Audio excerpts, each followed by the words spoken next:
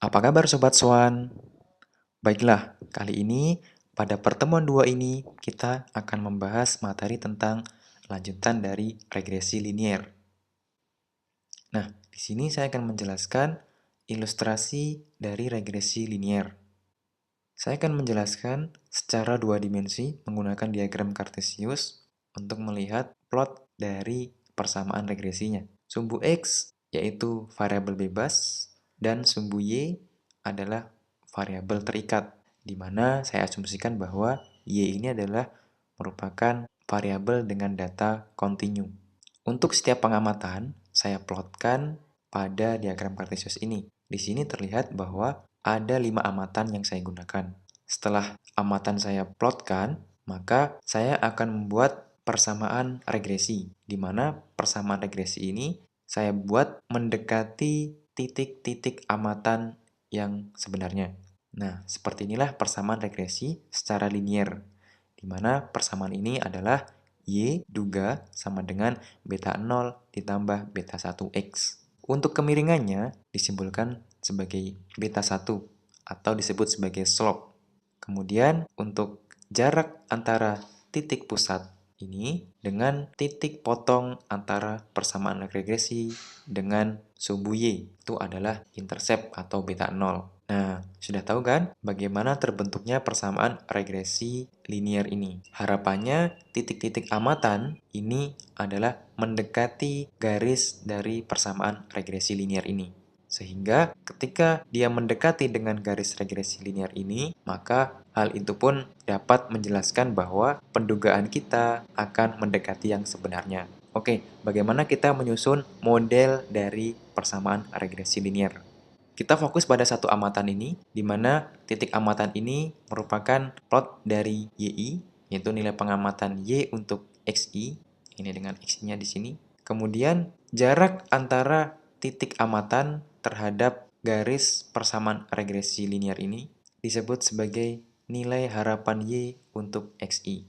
Harapan kita, nilai amatan ini tepat berada pada persamaan regresi ini. Namun kenyataannya tidak demikian kan?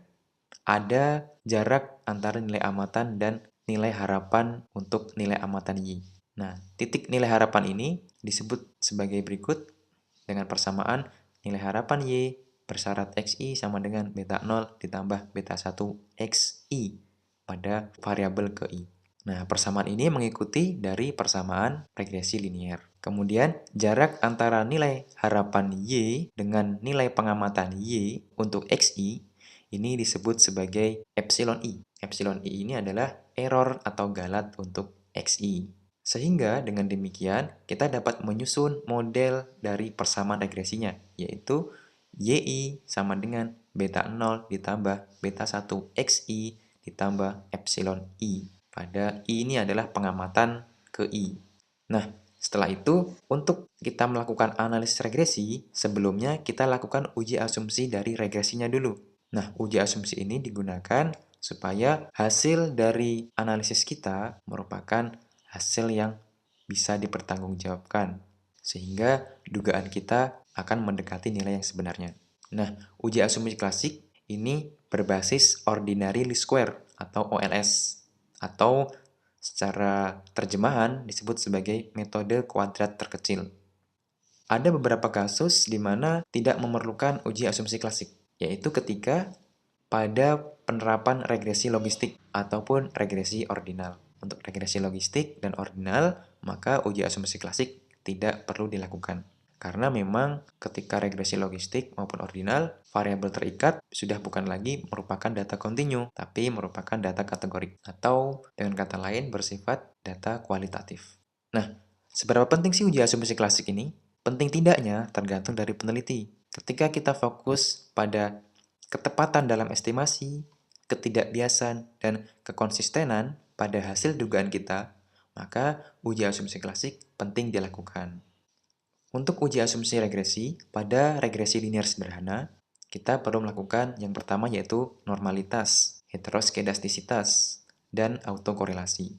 Nah, bagaimana untuk uji asumsi regresi pada regresi linear berganda? Sama halnya dengan regresi linear sederhana, hanya saja kita tambah dengan uji multikolinearitas. Setelah ini, masing-masing akan kita bahas untuk uji asumsi regresinya. Baiklah, untuk pertemuan kali ini kita sudahi dulu dan akan kita lanjutkan di pertemuan selanjutnya. Semoga Sobat Swan dapat memahami materi yang kami jelaskan dengan baik.